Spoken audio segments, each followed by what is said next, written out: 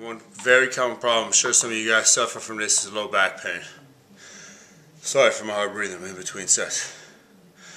Let me preface it by saying this. Your body is a stack of joints, and they alternate basically all the way up the chain.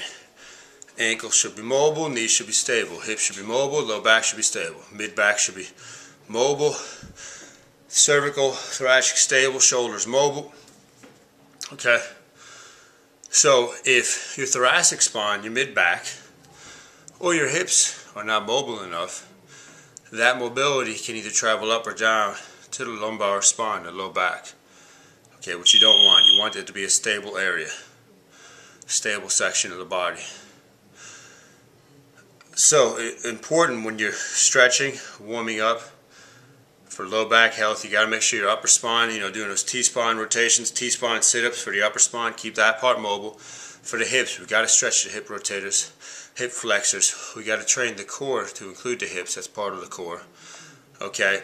Most of the time when people hurt their back, it's not an acute injury, meaning they don't just get hit in the back and their back bothers them. It's very rare. It's usually repetitive over time. A chronic loading pattern. My aunt, who was here for the holidays, said she was making the bed and her low back went out. Well, she was flexed in a loaded position.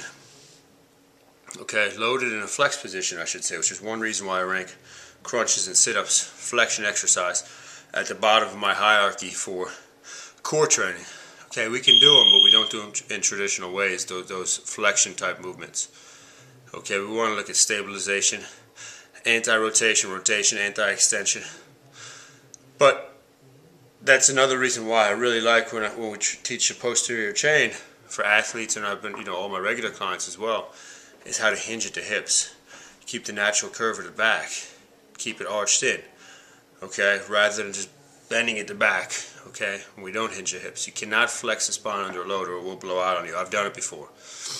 Okay, so if you come across anybody that says they can fix your back in one session, or they could yank on your leg and your back's going to be all good, walk away, because they don't know what the hell they're talking about.